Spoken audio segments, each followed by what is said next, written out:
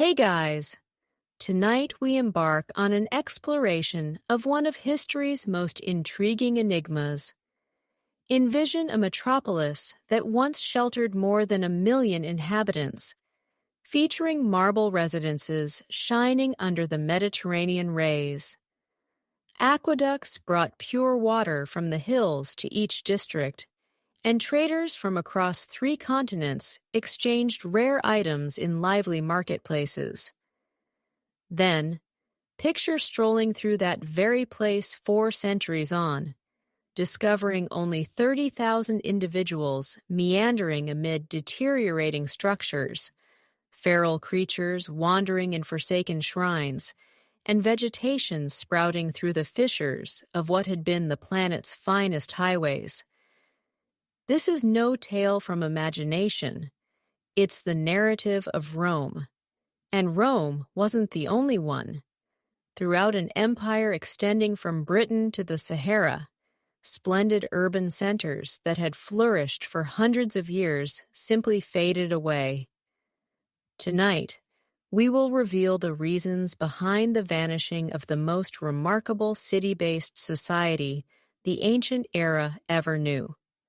Before we venture into these spectral avenues as a group, I'd appreciate it if you could press that subscribe button and like this video, particularly if you're among those fantastic people who enjoy delving into the enigmas of the past. If this account sends shivers down your spine, like it does mine, kindly pass it along to someone who relishes a compelling puzzle. Perhaps that companion who's constantly discussing ancient societies, or your relatives who adore history. Believe me, they'll be grateful. And I'm truly interested. Where are you viewing from this evening? Your home in Chicago? A student room in Austin? Or maybe you're tuning in during a dog walk in Portland? Leave a comment to share. I always check them, and I enjoy connecting with other history enthusiasts. Now, lower the lights. Perhaps switch on a fan for that soft ambient sound. And let's set off on this remarkable voyage across eras together. There's an almost uncanny feeling about being in what was once the hub of the recognized world. If you've toured modern Rome, you may have strolled the Forum Romanum, observing those dispersed pillars and fractured barriers, with crowds of visitors passing by, snapping photos. But shut your eyes briefly and attempt to visualize what Professor Greg Wolf from UCLA describes as its appearance in 400 AD. The Forum wasn't a set of picturesque remnants. It was a blend of Times Square, Wall Street, and the National Mall. Envision enormous marble edifices towering 5, 6, or 7 levels tall, their exteriors adorned with elaborate etchings that would evoke admiration from contemporary designers. The Basilica Julia by itself could accommodate thousands engaged in commerce, resolving disputes, and forging agreements impacting trade paths reaching India and China. And the clamor, the splendid turmoil of it. Vendors calling out in Latin, Greek, Germanic tongues, and dialects that have vanished. The sound of hooves as equines drew wagons filled with silk from China, seasonings from India, amber from the Baltic Sea, the steady pounding of artisans in their ateliers, the gurgle of fountains supplied by aqueducts drawing water from peaks 60 miles distant.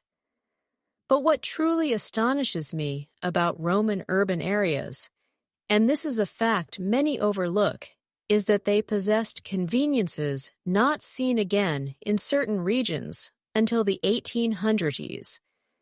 This included communal bathhouses with warmed surfaces, multi-level residences with plumbing, and avenues illuminated by lamps after dark. Based on digs by Dr. Catherine Dunbabin from McMaster University, Rome itself boasted 11 enormous aqueducts delivering roughly 300 million gallons of clean water daily. That's sufficient for a current metropolis of 2 million, and it extended beyond Rome. Let's journey to Londinium, known today as London, in 350 AD. If you could transport there, you'd encounter a vibrant hub of about 50,000 souls. The Thames teemed with vessels from Gaul carrying wine and ceramics, while British fleece and silver headed to the mainland. There were Roman spas, a huge arena, elegant homes with hippocaust warming, and a marketplace offering items from Spanish olive oil to Germanic ornaments. Or think of Lutetia, now Paris. Visualize a refined urban area on an island in the Seine, linked to both shores by graceful stone spans. Roman builders had reshaped this Celtic outpost into a scaled-down Rome, equipped with an amphitheater seating 15,000, thermal baths sourced from hot springs, and pathways linking it to all parts of Gaul. Now, this is where the tale becomes truly captivating and sorrowful. These weren't merely large hamlets that expanded haphazardly. As per studies by Professor James Ward Perkins from Oxford, Roman metropolises were designed with accuracy that would astonish today's city designers. Each followed a comparable blueprint: linear streets crossing at perpendicular angles, a core form for trade and governance, communal structures arranged for optimal utility, sewer systems keeping paths tidy, and fortifications crafted by tactical experts who grasped siege tactics superior to others. Yet what truly distinguished these places? It was the inhabitants. Envision arriving in Cologne as a trader from Alexandria for the initial time. Though nearly 2,000 miles from your origin, you'd encounter recognizable sights. Identical public baths for unwinding post-travel, similar stores vending comparable wares, uniform Roman currency valid universally, and Latin used by learned locals. It felt like belonging to the initial authentic worldwide society. The financial mechanism fueling this was utterly astonishing. It involved a commerce web that renders contemporary globalization appear basic. Digs catalogued by Dr. Roberta Tomber from the British Museum indicate Roman currency unearthed in locales as remote as Vietnam and India. Silk from China appeared in British bazaars, while British hounds were valued in Rome. Spices from Ceylon, that's Sri Lanka seasoned eateries in Gaul, and German amber fashioned adornments for affluent Roman women.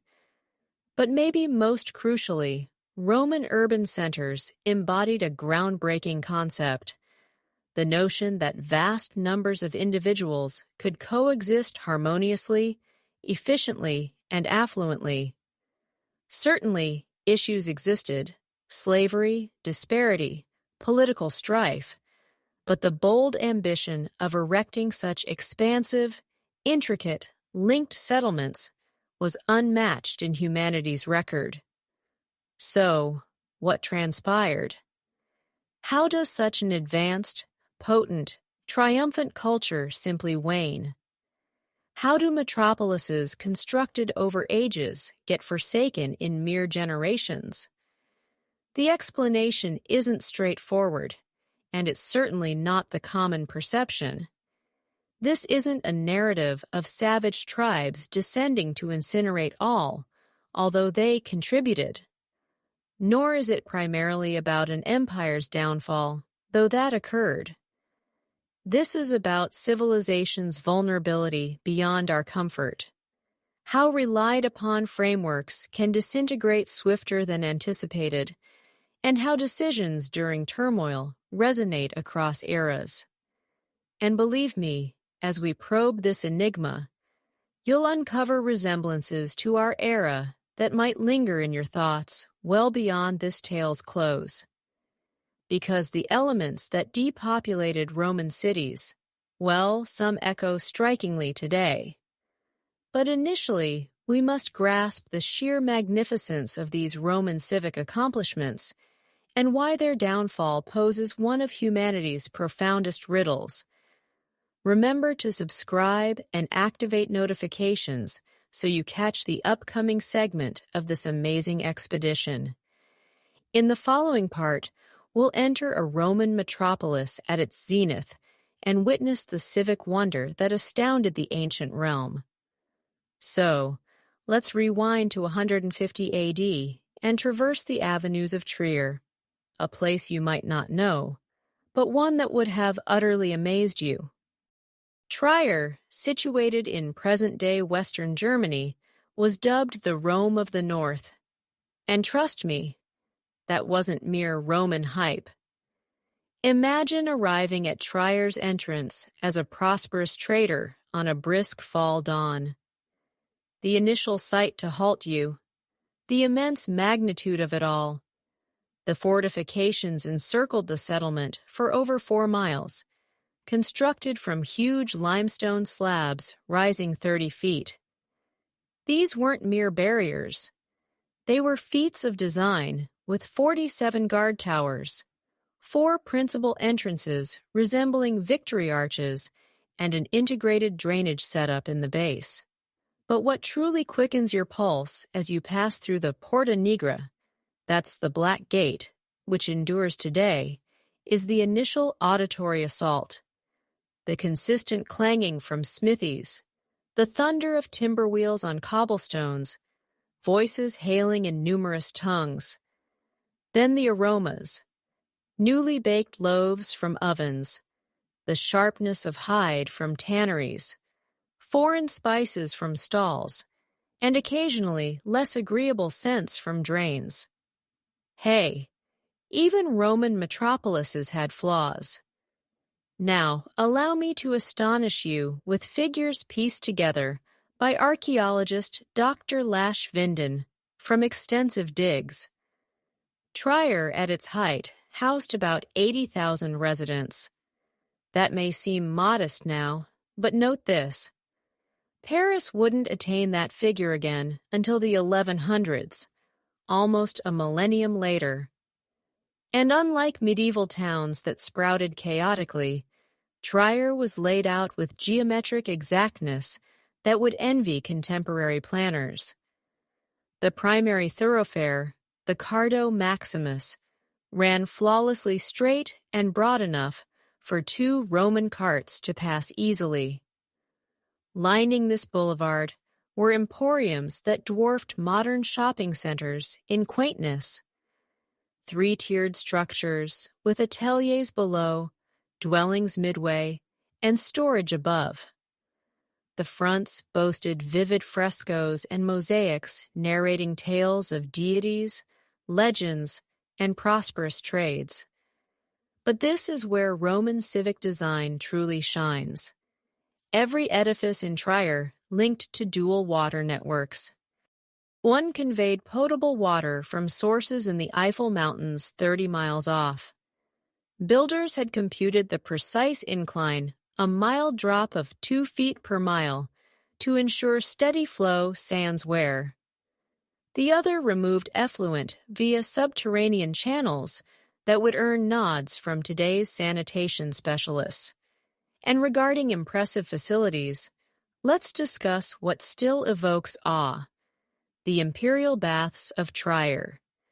Visualize a facility spanning nearly 15 acres, larger than 10 football pitches. These weren't solely for cleansing. They served as social venues, deal-making spots, fitness areas, and wellness centers combined.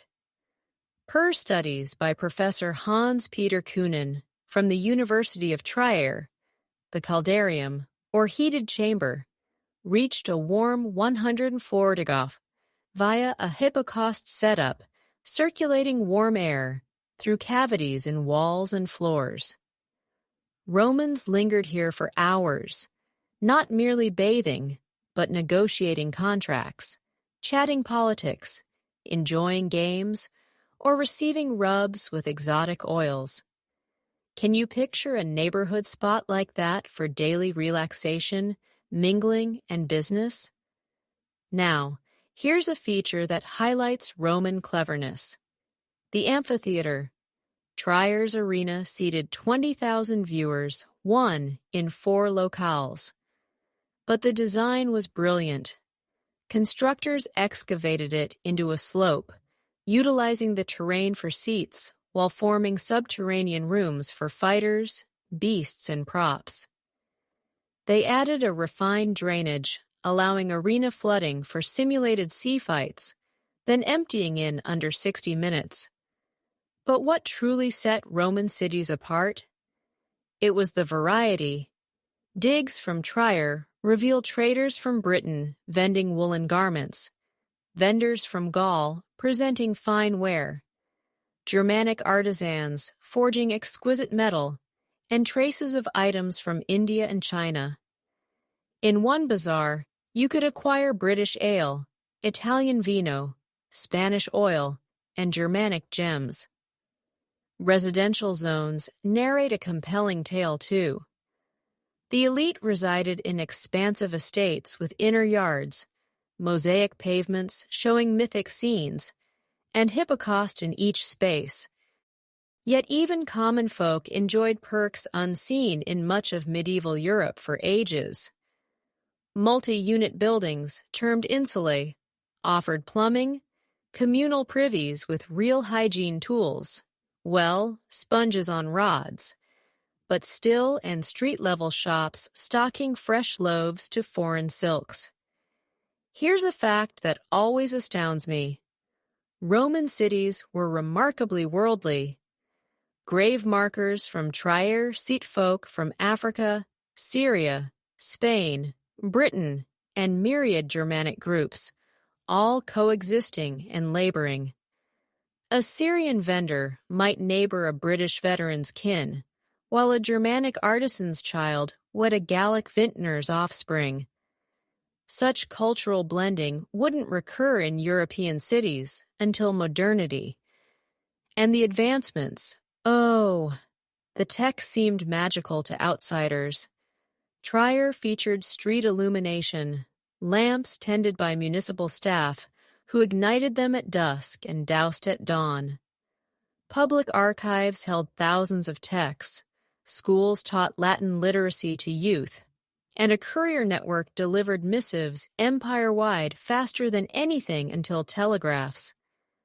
But maybe most striking was the boldness of Roman civic design. These weren't haphazard growths around markets or forts. Per Professor Ward Perkins' pioneering work, each Roman city mirrored Rome itself with identical layouts, building types, and civic bodies. It resembled a franchise for society. You could journey from Hadrian's Wall in northern England to Africa's Sahara and encounter familiar settings everywhere. The financial complexity was equally astounding. Trier boasted banks transferring funds to distant branches, insurers safeguarding traders' loads on far voyages, and entities akin to modern firms. Partnerships enduring beyond founders and spanning cities. Now, envision the assurance needed to construct this. Roman builders didn't plan for mere lifetimes. They aimed for perpetuity. Those vast aqueducts were meant to serve for ages. Road webs handled volumes unmatched until cars. Arenas and baths assumed Roman society would endure eternally. For over 4 centuries, it appeared correct. Cities like Trier weren't merely enduring. They were prospering, expanding, innovating. Populations grew, commerce broadened, and fresh tech diffused empire-wide. A Roman in 150 AD might assume descendants would inhabit even grander cities. But this is where our narrative darkens, and the puzzle truly unravels. For all this assurance, all this refined planning, all this remarkable setup rested on bases more vulnerable than realized. What if I revealed that under this civic splendor lay an economy so intricate, linked, and reliant on ideal states that minor interruptions could spark disastrous breakdowns? The financial driver behind these civic wonders was soon to confront unforeseen trials. What I'll share next might alter your views on ancient economies. For behind those splendid Roman cities was a financial apparatus so advanced, so mercilessly effective, it makes today's capitalism seem like a child's doll. And grasping this financial apparatus isn't merely intriguing. It's vital for comprehending the eventual downfall. Let me guide you into the thoughts of Marcus Aurelius Gasnot, the ruler, but a made-up trader drawn from real digs in trading logs from Canis, an old city in today's Turkey. It's 180 AD, and Marcus has just seized what we'd term a lifetime deal. See Marcus in his Aquileia villa, a key harbor at the Adriatic's north. He's received news via the Roman courier system, which, incidentally, conveyed messages empire-wide quicker than Europe would again until the 1800s, that British wool is scarce in Alexandria, Egypt. Now, this is where the Roman economy dazzles. Marcus thinks globally, not locally. In a week, he's arranged wool buys from northern British makers, land transport via Roman paths to Londinium, shipping down the Thames to merchant ships, crossing the Channel to Gaul, down the Rhone to the Mediterranean, over to Alexandria, and distribution to Egyptian textile firms, the whole trek over 4,000 miles across a dozen regions. But the twist, which astounds modern economists, Marcus achieves this with one currency, unified laws, and standard metrics. Imagine launching a venture in New York, sourcing from Japan, producing in Germany, selling in Brazil, all with identical funds, regulations, and practices. That's what the Roman Empire provided entrepreneurs like Marcus. Ponder that. How many currencies for European travel today? How many legal setups, rules, hurdles? Romans resolved that 2,000 years back. The stats of this economic feat are immense. Contemporary digs of merchant logs estimate the empire's yearly trade at about 50 million tons, comparable to medieval Europe's peak total, but Romans handled this in the 2nd century AD. Now let's delve into its operations, as it's captivating. The bedrock was the road system, 25 primary routes over 50,000 miles, plus 200,000 miles of feeders linking key spots. But these weren't mere trails. Per engineering analyses by Professor Isaac Moreno Gallo from the University of Burgos, Roman roads mimicked modern expressways with layered bases, drains, markers, rests, and ancient service stops. A trader from Rome to Cologne, around 800 miles, could complete it in 40 days with halts. Medieval times doubled or tripled that, highlighting the edge. Speed ensured fresher items, less waste, and quick market responses. But the true brilliance lay in finances. Romans had credit letters, global banking, policies, and shared companies. A Gaul trader could deposit with a banker and withdraw equivalently in Egypt sans moving coins. They ensured against wrecks, raids, and divine acts.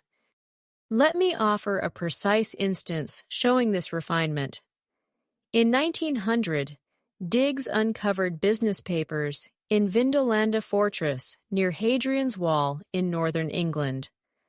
Among them, a trade pact between a British wool dealer and Gaul supplier. It detailed prices, deliveries, quality norms, penalties for delays, insurance, and arbitration. Such business depth wouldn't resurface in Northern Europe until the Renaissance, over 1,000 years on. Imagine that security 2,000 years ago. The specialization scale was impressive too. Take Rhodes Island. By the 2nd century AD, it became ancient shipping's insurance hub.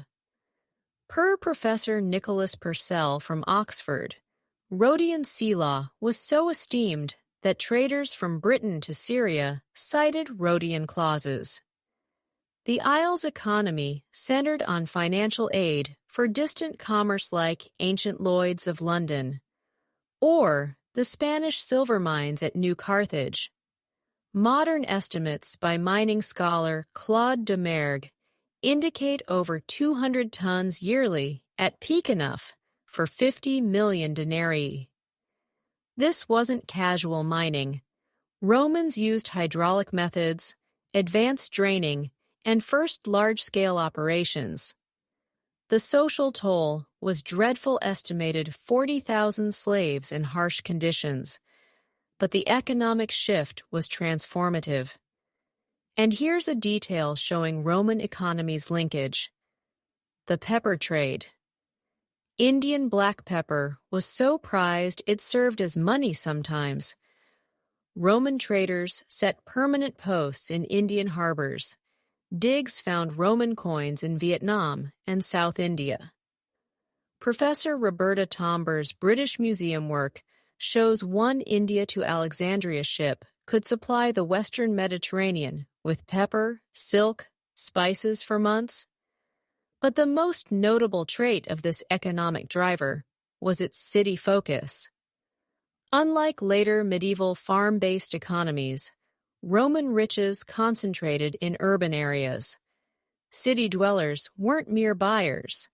They were makers, inventors, growth drivers.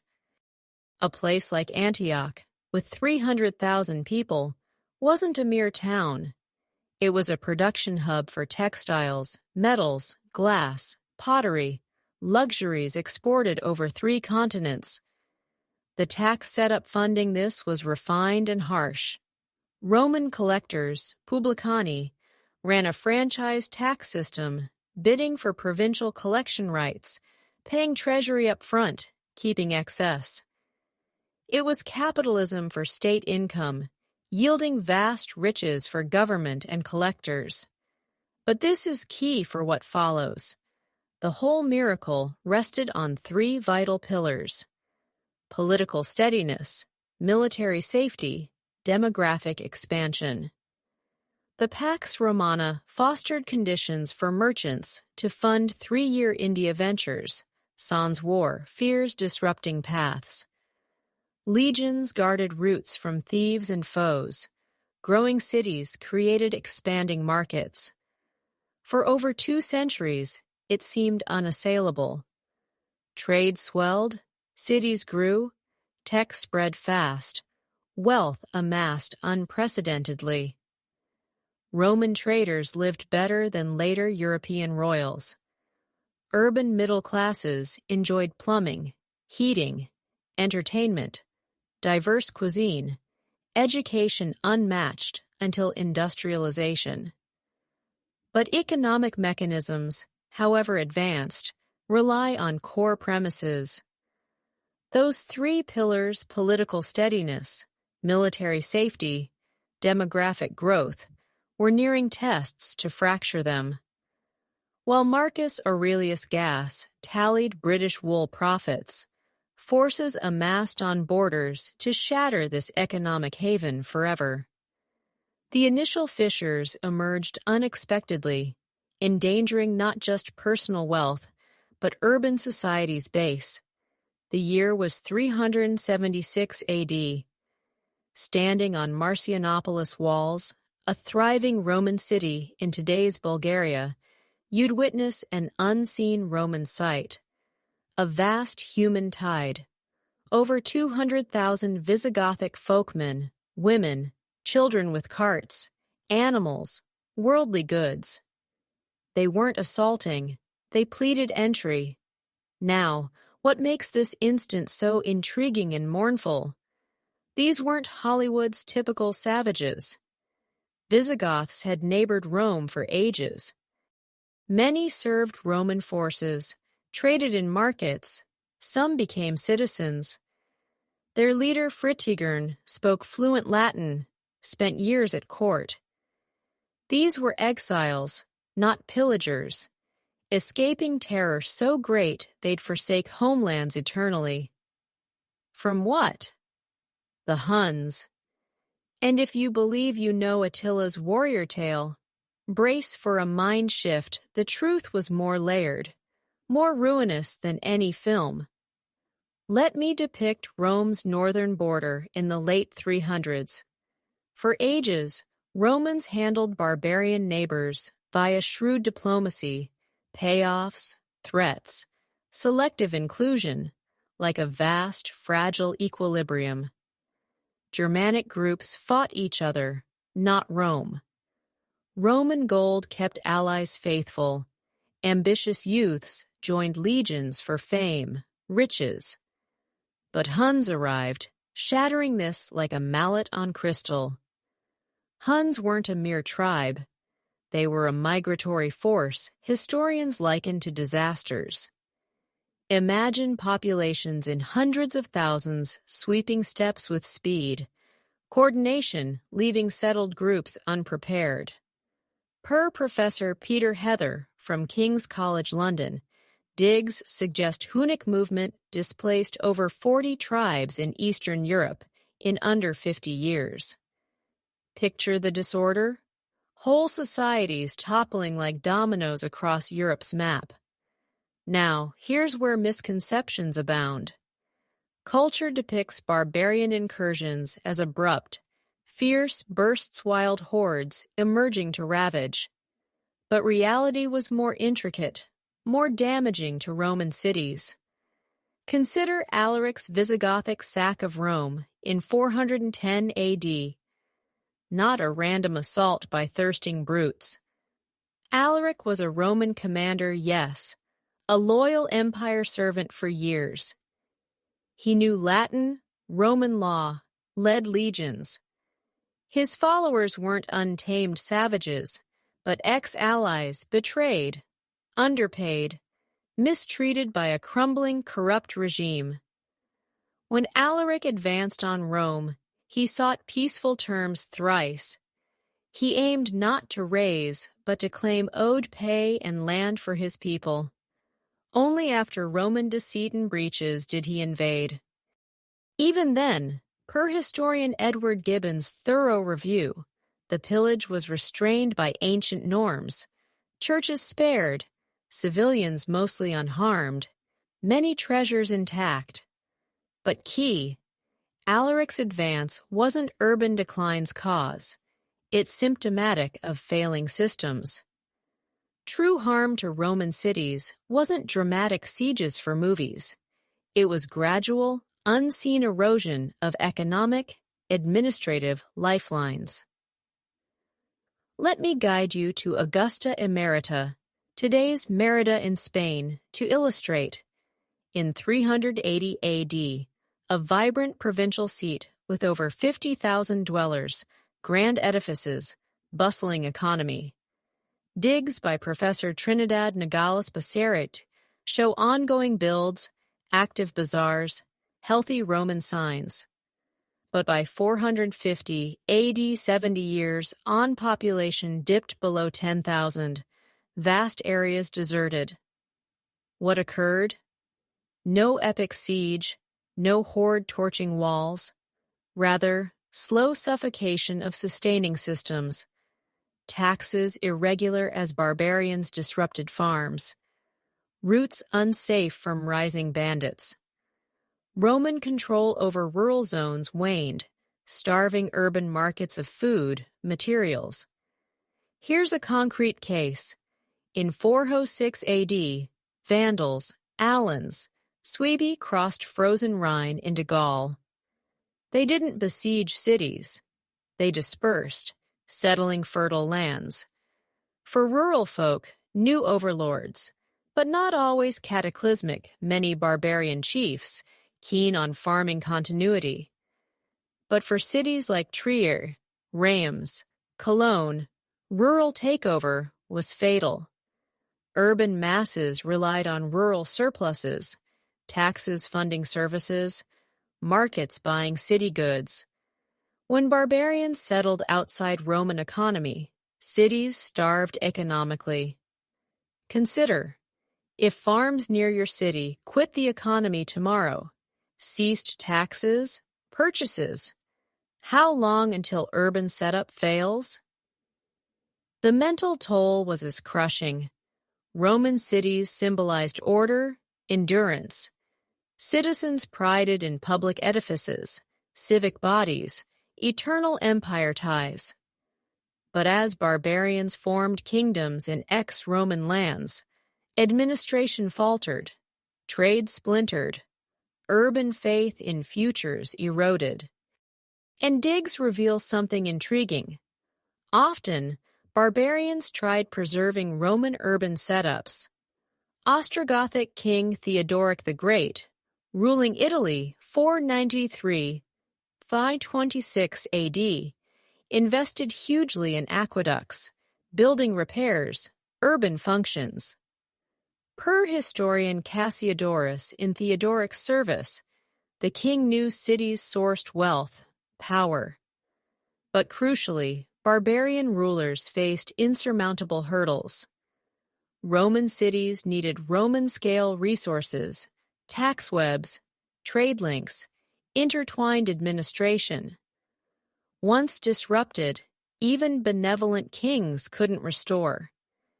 Imagine sustaining modern cities' water plants, grids, telecoms post-federal collapse, trade breakdown, economic splinter. That's what barbarian leaders attempted. Some managed briefly. Ravenna under Ostrogoths stayed splendid into 6th century. Toledo prospered as Visigothic Spain's capital, but exceptions, eventually yielding to decline. The sad irony, many barbarian chiefs admired Roman culture, sought preservation, viewing themselves as heirs, not demolishers. But barbarian settlement, even peaceful, disrupted delicate economic, administrative nets vital for Roman cities. And this haunts historians. The process was mostly irreversible. Once cities lost economic bases, populations fell below thresholds for infrastructure upkeep, imperial trade severed, rebuilding grew immensely hard. Medieval Europe birthed new urban forms, but centuries later, differing fundamentally from Roman forebears. Yet barbarian incursions, destructive as they weren't sole forces dismantling Roman urban realms. Even as Germanic tribes settled ex-Roman lands, cities lost economic bases. A deeper crisis brewed, striking the empire's core capacity to finance, sustain vast urban society. Now picture grasping a Roman coin from 200 AD. Sense its heft, solid silver shining. This denarius holds about 83% pure silver, embodying true worth merchants from Britain to Syria, accepted unquestioned. Now, envision a same-style coin from 270 AD lighter, dimmer, barely 5% silver. In 70 years, Rome essentially ruined its currency. And when money perishes, cities perish too. This is history's direst economic falls, and it'll show how mightiest societies crumble internally. Let me lead you into Rome's imperial mint in 238 AD, where you'd see something shocking, Marcus Aurelius. Workers melt fine silver coins, alloying with copper, tin, bronze. New denarii hold only 60% silver, a debasement once treasonous. But Emperor Gordian III had no option. Empire bankrupt, armies demand wages, treasury silver scant. How reached? Answer. Vicious cycle economist Michael Fulford terms classic imperial demise. Military costs rise. Taxes hike to cover. Productivity drops from high taxes. Revenues fall. Government debases money for shortfall, sparking inflation, raising military costs further. Cycle spins till total breakdown. But let's view human toll via ordinary lives. In Pompeiopolis, mid-sized Turkish city, archaeologist Dr. Clive Foss found heartbreaking in ruins. Coin caches hidden in walls, under floors, in jars. Not rich traders' hoards, but common folks' savings, watching helplessly as value vanished. 1994. Feintel's tragic tale. 247 silver coins from 180, 250 AD. You see empire's economic ruin in them. Early ones bright, well struck, valuable. Later increasingly alloyed, shoddy, feigning worth sans metal. Imagine life savings worthless, not from theft, disaster, but government systematic devaluation. Stats staggering. Per monetary historian Kevin Butcher from University of Warwick, denarius silver fell from 83% under Marcus Aurelius to 5% under Gallienus, 94% drop in under Century. Modern, $100 bill to $5 in lifetime. But debasement just start. Real ruin from Gresham's law. Bad money ousts good. As Romans noted new coins low silver, they hoarded old, spent debased. Good silver vanished from circulation. Worthless flooded markets. Mental impact devastating. Romans trusted currency centuries. Silver denarii backbone of Mediterranean trade since Augustus. Suddenly, Alexandria merchants rejected Roman coins. Gaul traders demanded gold. Local markets reverted to barter. Let me depict daily life. In 260 AD, Rome loaf cost half denarius. By 280 AD, 50 denarii. By 300 AD, 200 denarii. Prices exploded, making modern hyperinflation mild, but tragic for Roman cities. Urban folks wholly monetary dependent. Unlike self-feeding farmers, city dwellers bought all with cash. When cash worthless, urban existence impossible. Take Autum in Gaul, 250 AD, thriving trade hub over 40,000. Digs by Professor Pierre Pignon show busy markets, builds, prosperity. But as currency crashed, trade broke, merchants avoided markets. Roman money worthless for goods. Craftsmen couldn't afford materials amid daily price shifts. Builds halted. Workers wanted food over coins. By 280 AD, autumn under 15,000. Vast areas deserted, not from raids, disasters, but evaporated urban economic base. Government worsened. Instead, fixing fiscal roots, emperors deepened debasement. Aurelian introduced silver-coated bronze counterfeiting own money. Diocletian decreed price fixes, death for overcharges. But inflation unsolved by bans, like outlawing thirst for drought.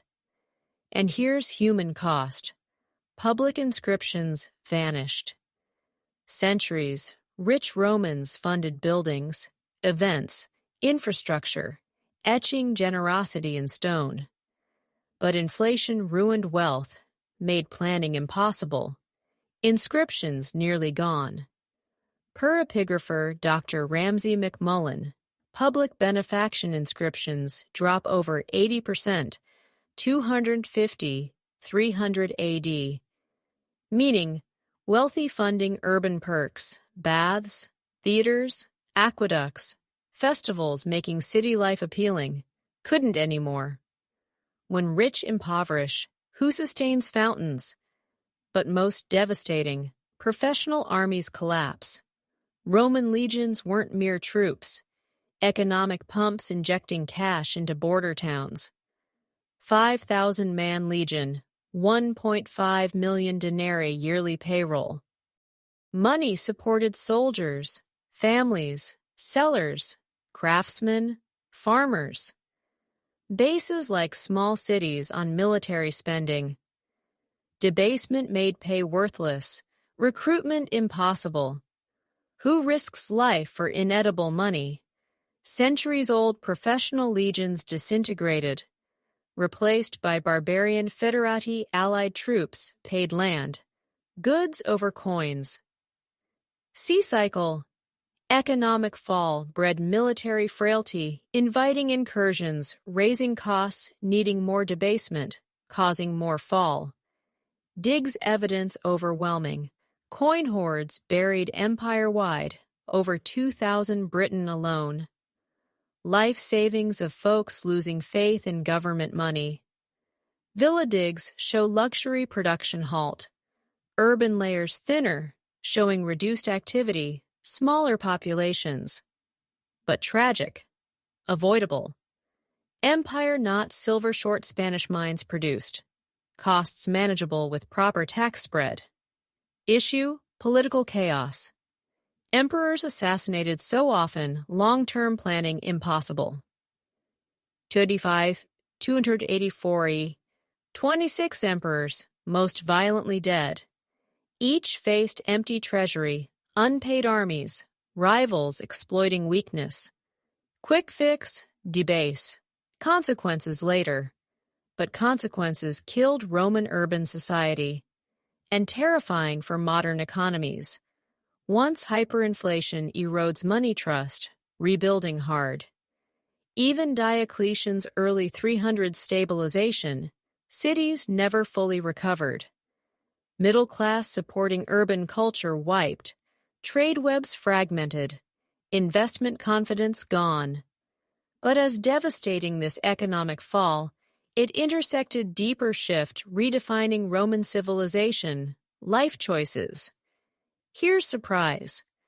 While Roman cities crumbled from economic fall, barbarian settlements, road nets busier than ever.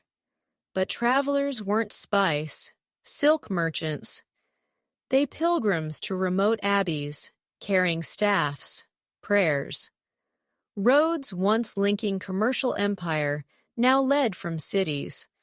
Welcome to history's profoundest mental revolutions, when a whole society decided urban life unworthy. Picture 380 AD at Milan crossroads, literally, figuratively. Left, city core with vast arena, marble spas, lively forums representing millennium Roman urban triumph. Right, dusty trail to hills where new communities root Christian monasteries rejecting city essence. Which choose? For growing Romans, answer increasingly clear. Let me share Paulinus of Nola's story, capturing this shift.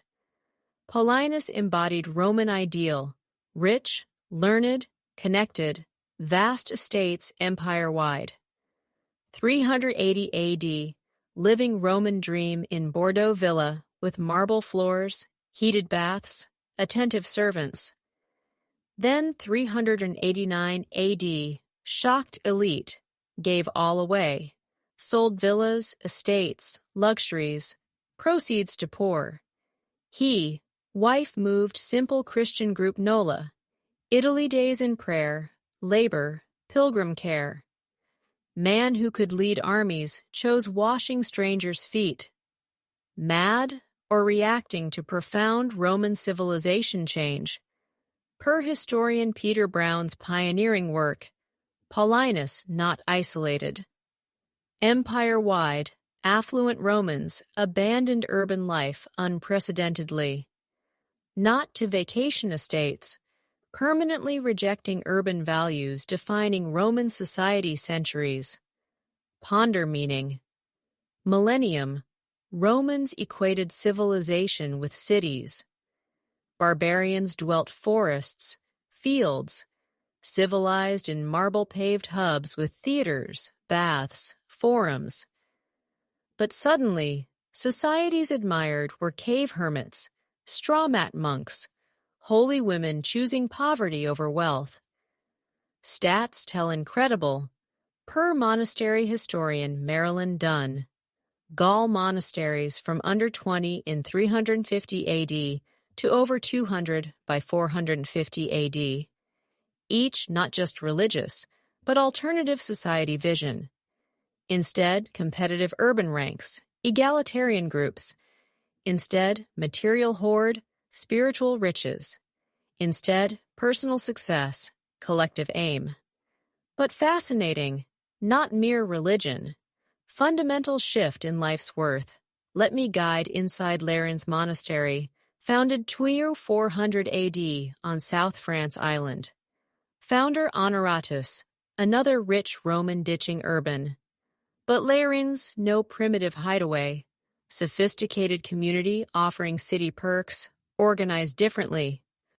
Had craft, manuscript workshops, libraries saving classics, schools educating monks, locals' kids, hospitals for ill, guest houses for travelers.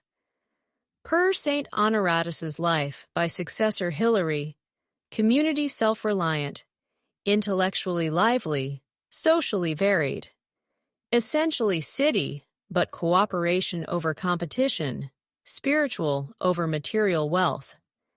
And crucial, people chose freely, not forced, as urban appeal waned. 4th, 5th century Roman cities increasingly violent, unstable economically, divided socially. Urban perks, baths, theaters, forums, deteriorating or costly for commoners. Christian groups offered what Roman society couldn't: safety, meaning, true equality. In world of deadly politics, frequent raids, constant economic fall, monastery seemed less escape, more evolution. Mental impact huge.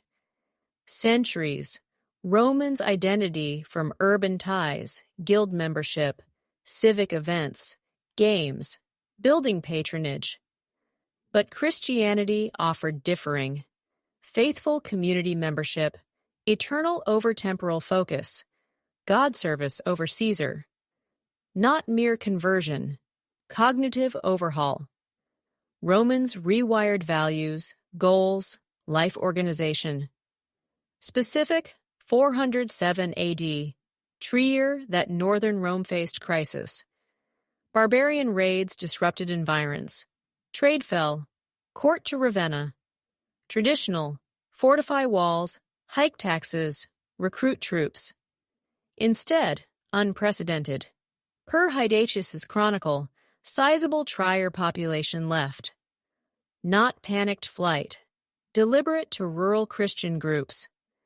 Wealthy donated city properties to church, moved monastery-backed farms. Craftsmen shut urban shops, joined religious where skills spiritual, not commercial. By 420 AD, Trier from 80,000 to under 20,000. But fascinating.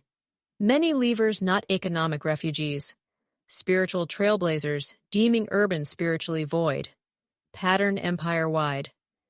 Antioch, once 300,000 glittering, saw outflows to nearby monasteries. Alexandria, ancient intellect hub, lost minds to desert Christian schools. Rome itself had what historian Chris Wickham calls voluntary Durbanization wealthy Christians, choosing ascetic over luxury. But significantly, movement altered infrastructure, public space views. Traditional Roman cities around status-seeking funded amenities. But Christianity taught honor from aiding poor, not impressing mighty. So wealthy funded hospitals, orphanages, pilgrim inns over new arenas, baths. Organized cooperative charity over competition. Urban landscape reflected new values. Churches supplanted temples, hospices gymnasia, monastery gardens ornamental forums. Ever wonder living through such value transformation? Watching civilization deem ancestors' builds wrong. Digs across ex-empire show pattern. Traditional public buildings decay. Christian get investment. Villas convert religious. Urban workshops close.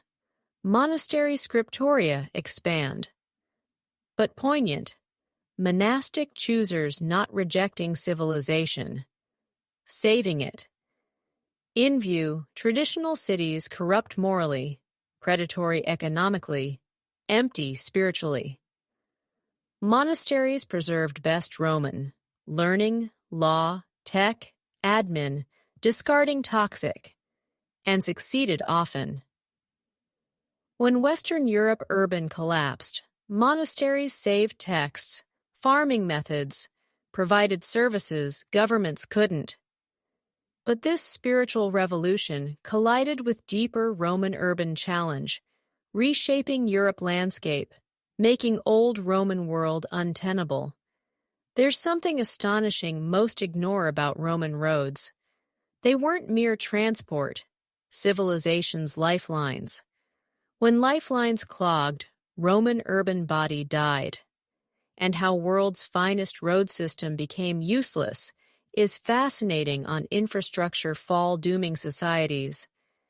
Imagine on Via Appia, 200 AD, that splendid link Rome to Brindisi port, 350 miles southeast. You'd see activity river, spice caravans, messengers racing stations, rich Romans in comfy coaches, soldiers marching, citizens pilgriming shrines. Now, same road, 450 AD. Stone pavement cracked, weed overgrown, bridges collapsed rivers. Stations empty, crumbling. Once main commercial vein, now perilous path for desperate brigands. How? How sophisticated network vanish? Answer profound on civilization's unseen maintenance till gone. Let me reveal Roman road upkeep. Understanding aids, appreciating collapse catastrophe. Roads not built, forgotten. Needed constant, skilled care, employing thousands empire-wide. Each major had curator virum highway overseer for sections. Not honorary. Complex engineering roles needing drainage, stonework, bridge, traffic knowledge. Per inscriptions by Professor Raymond Chevalier, one curator might oversee hundreds. Masons, carpenters, metalworkers, repair teams. Economics staggering. Per historian Ann Kolb, maintaining cost, near 2% empire revenue like modern highway spends. But key difference, Roman roads lasted centuries, not decades. Saying all roads lead to Rome, not metaphor. Described funding, organization. Provincial taxes to Rome, allocated maintenance. Locals, minor fixes, major by imperial engineers. But by 4th century, system failing. Barbarian settlements disrupted taxes. Economic fall cut revenue. Instability halted long-term plans. And tragic, once upkeep stopped, roads decayed fast. Let me show via Via Domitia Italy Spain through South Gaul. Built 118 BC, served 400 plus years. Digs by Dr. Pierre Siliers show excellent condition 350 AD, recent repairs, traffic. Then upkeep ceased. Without cleaning, ditches debris-filled, water-pooled surfaces. Without stone replace, wagons rutted, cracked. Without bridge fixes, floods washed supports, crossings impossible. By 450 AD, Via Domitia sections unusable. Imagine local highway sans funding, engineers, labor. That's Roman network fate. Human cost enormous. Roman cities designed for reliable, swift transport. Urban relied distant food. Craftsmen far materials. Merchants predictable times for profits. Roads unreliable. Urban systems failed. Specific, Lugdunum, modern Lyon. France thrived hub where Britain, Germany, Spain, Italy roads met. Merchants exchanged, redistributed. But deteriorating roads, long-distance merchants stopped Lugdunum. Why risk cargo on unsafe routes? Trade fragmented locale. Per Professor Armand Desbot Diggs, cities' pottery workshops exporting Gaul-wide halted 420 AD, not demand loss, but transport unreliability. Lugdunum from over 50,000 to under 10,000 by 500 AD. City died from transport failure, not war, disease. And psychological, milestones vanished. Roman roads marked every mile, 0.9 modern, with stones showing city distances. Not just practical, imperial power symbols. But upkeep end, new milestones ceased, old removed, reused locally. Digs show production drop post 350 AD. Empire literally losing direction. Roadfall devastated infoflow. Cursus publicus ancients sophisticated comms. Messengers York Rome, 40 days speed unmatched Europe till 1700s. But depended maintained roads, stations. Deterioration, abandonment, times ballooned. Per historian Michael McCormick, 250. AD, 40-day message might 80, 100 days, 450 AD, if arrived. What for administration? Run empire when orders months to governors? Coordinate military sans general comms? Collect taxes sans reliable collectors? Road collapse transformed Europe geography, visible today. Roman roads connected economically sensible, not geographically obvious regions. Cologne-Milan highway crossed Alps via engineered passes for year-round. But unmaintained, winter impossible. Centuries-old North-South Europe routes vanished. Integrated regional economies isolated. Europe fragmented medieval units. And tragically, Roman road knowledge largely lost. Not mere techniques, centuries perfected systems. Institutional upkeep collapse, expertise gone. Medieval roads unmatched Roman till 1700s. Durable heavy traffic roads rediscovered modern. Europe recovered Roman roadfall with railroads. But road collapse part larger infrastructure crisis, making Roman cities unmaintainable. While engineers struggled highways, fundamental challenge emerged, striking urban life space. Just when story seems maximally devastating, something makes barbarian incursions minor, invisible, unrelenting, killed more Romans than all Germanic tribes. But not human foe, microscopic. When Justinian's plague swept Mediterranean 541 AD, didn't just kill people killed cities as safe concepts. Let me depict chilling. Walk Constantinople, summer 542 AD. Greatest remaining Roman city, over 500,000. Byzantine jewel. Morning normal, stalls set up, kids streets, Hagia Sophia, sun gleaming. But midday wrong, market collapses, bodies from homes. Evening, lively 200 plus years, city tomb-like death carts creak, survivors wail. Per eyewitness historian Procopius, peak 10,000 daily deaths. In 500,000 city, 150 daily. Imagine horror, but significance. Plague, not random kill. Systematically wrecked urban foundations. Spread revealed terrifying on Roman interconnectedness, turning deadly. Plague arrived Constantinople via Egyptian grain ships, fleas on black rats in holds. Not unusual, Constantinople imported 175,000 tons grain yearly Egypt for masses. Trade nets prospering Roman cities, now death delivered. Let me enter plague survivor's mind. Evagrius Scholasticus, Antioch lawyer, detailed account. Describes losing wife, daughter, grandchildren, most friends' weeks.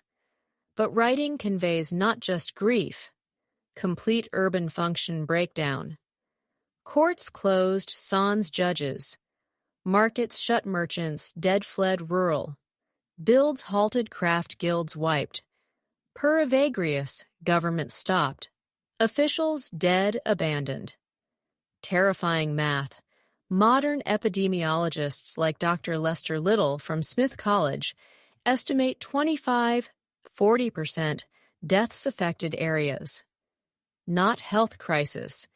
Demographic apocalypse, dwarfing modern pandemics.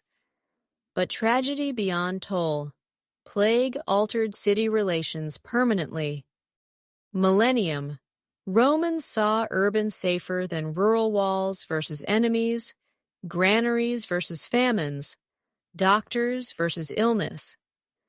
But plague showed dense urban more vulnerable than scattered rural. Think. Isolated farm peasant might survive distance from plague-hit city. But Roman apartment with hundreds sharing spaces? Death trap. Mental impact enormous. Professor Kyle Harper from University of Oklahoma analyzed post-plague lit, showing urban view transformation. Pre-plague, cities, human achievement monuments. Post, often sin-suffering concentrations inviting divine wrath. Fear-rational plague recurred 8 to 12 years, 2 centuries. Urban hardest. Constantinople major outbreaks, 542, 558, 573, 586, 599, 618, 698, 747, 88 disasters, 2 centuries. Imagine maintaining urban under that. Plan builds when population halves next decade. Sustain guilds when trades overnight wiped. Justify city when rural safer. Let me show via Carthage, North Africa. Pre-plague, Mediterranean great, with over 100,000 grand buildings.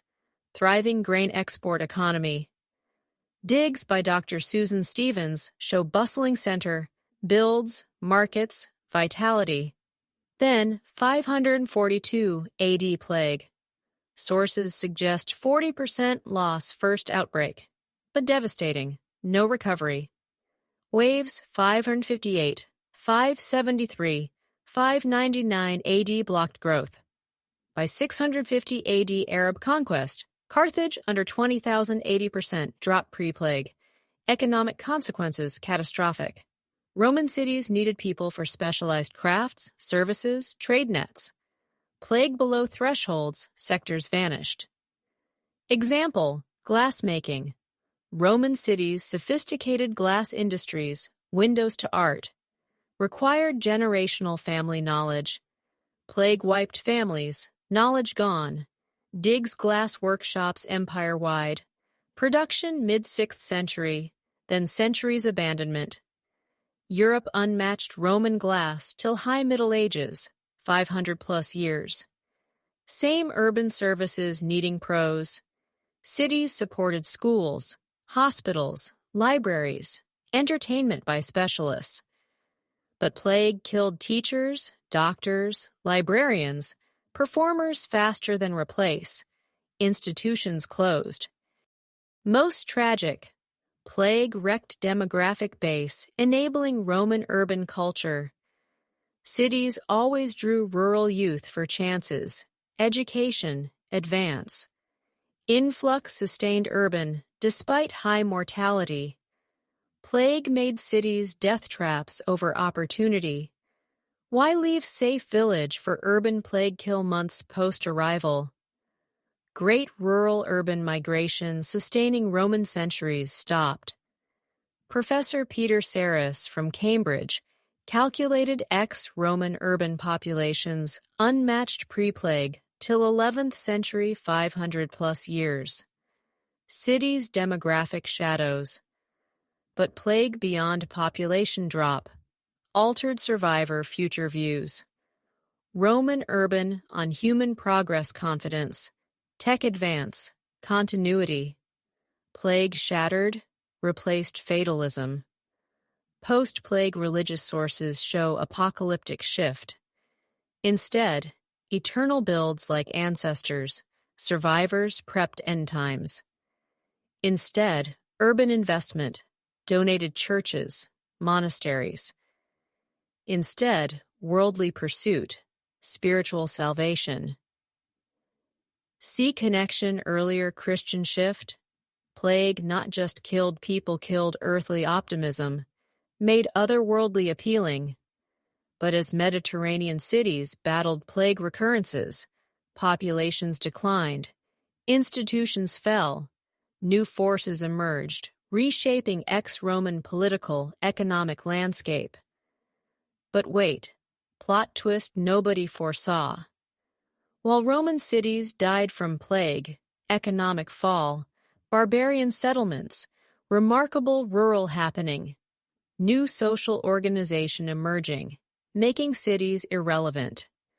Called feudalism, radical shift in society power organization. Picture 480 AD, successful Bordeaux merchant in declining city. Grandfather fortune, Spanish oil, British wool. Father maintained despite raids, debasement. Now impossible choice ancestors, unthinkable. Local Visigothic Lord Euric offers. Protect family, property from bandits, secure trade, guarantee estate produce. Exchange. Abandon urban, move rural stronghold, swear loyalty to him over distant powerless emperor. What do? For growing Romans, clear, accept. This, how Europe inadvertently invented new society organization, making Roman-style cities obsolete 500-plus years. Let me clarify feudalism misunderstood. Not designed system. Emergency to centralized authority collapse. Practical for society, sans government, basics. Security, justice, economic coordination. Worked. Instead, distant imperial, people formed personal ties with local strongmen for protection. Not business contracts, sacred oaths creating bonds. Lord gave land, protection, justice to vassals. Vassals' military service, labor, loyalty. Genius, flexibility. Unlike Roman needing vast bureaucracies, armies, supplies, feudal scaled any. Single village own protections. Valley self-sufficient unit. No need cities, roads. Imperial admin for feudal. Let me show transformation via Gaul 5th, 6th centuries. Per historian Chris Wickham from Oxford, digs show settlement shift. Roman villas elite country homes, abandoned or fortified strongholds amid peasant villages. But fascinating, not decline. Often agricultural output rose under feudal. Why? Lords' personal incentives maximize land unlike absent Roman owners. Case. Gregory of Tours, 6th century bishop detailing post-Roman Gaul. Gregory describes Frankish Lord Roking's estate-transformed Roman villa into thriving farm community producing grain, wine, textiles, metal, pottery, everything self-sufficient, sans urban markets. Revolutionary.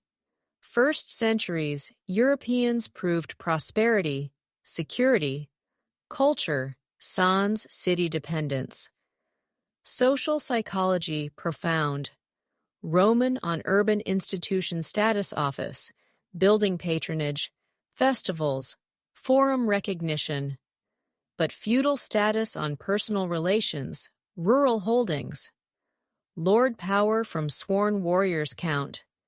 Wealth from own land agriculture, not urban rents, profits. Status from protecting followers, honoring word. Not different politics, different human societal being. Specific, 507 AD. Frankish king Clovis beat Visigothic Toulouse at Vouillé. But instead, occupy as Roman city, unprecedented. Distributed countryside to Frankish warriors as fiefs. Per Fredegar Chronicle, each got land for self, family, armed followers.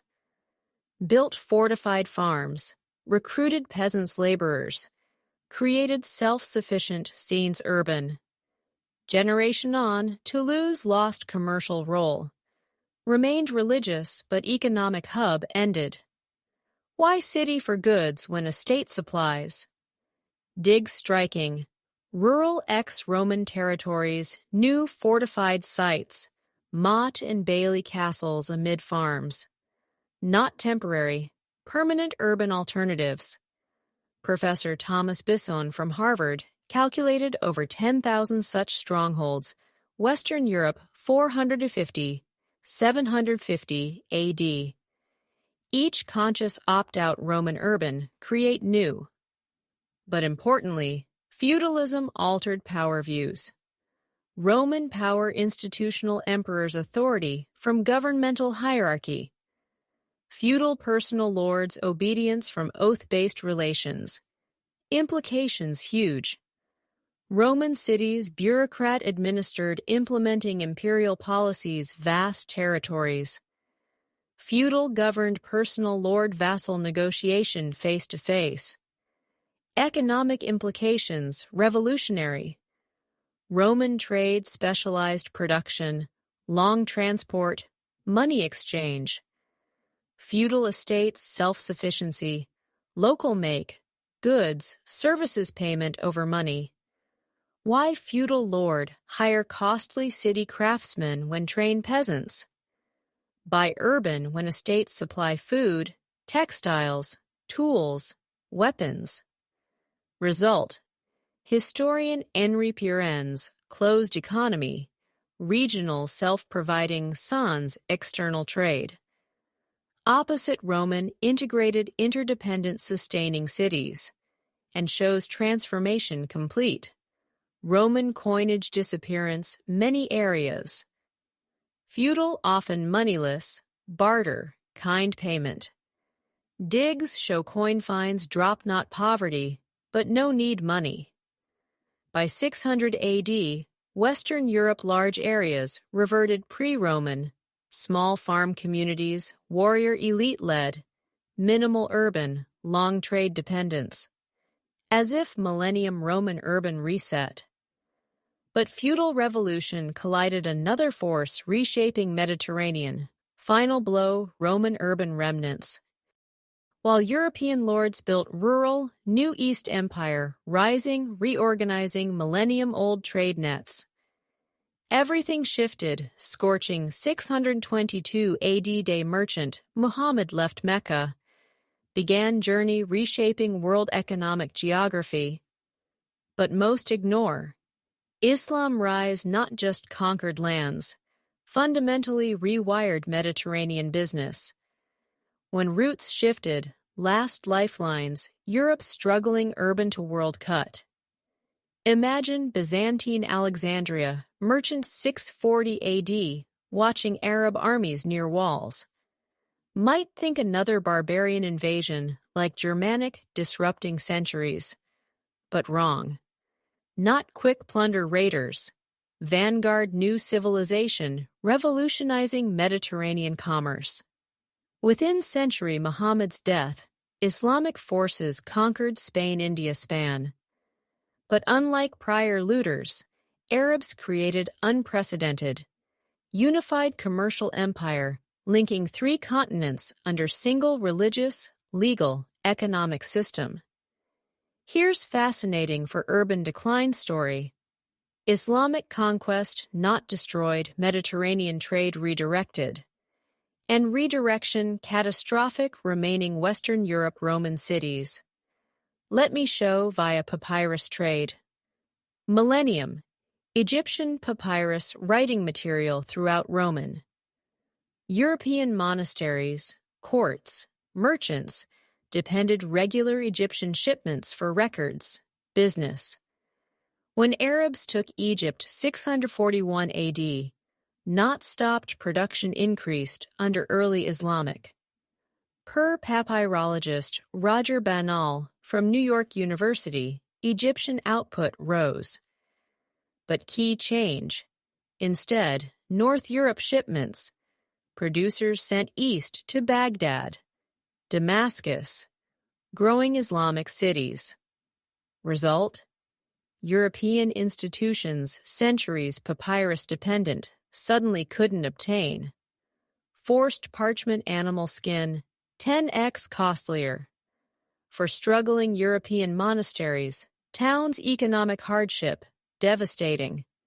But papyrus one example, larger pattern. Islamic conquest, not just control change restructured centuries-old regional economic ties. Take spice trade Roman commercial wealth foundation.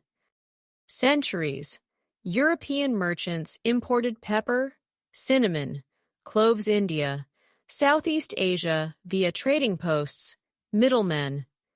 Spices, not luxuries, essential preservation, medicine, rights.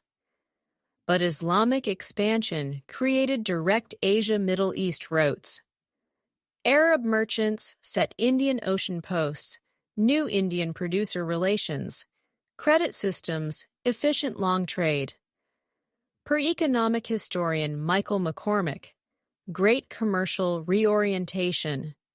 Instead, North Mediterranean Europe, Asian goods east via Red Sea to Cairo, overland Damascus, Baghdad, to growing Islamic Central Asia, Spain.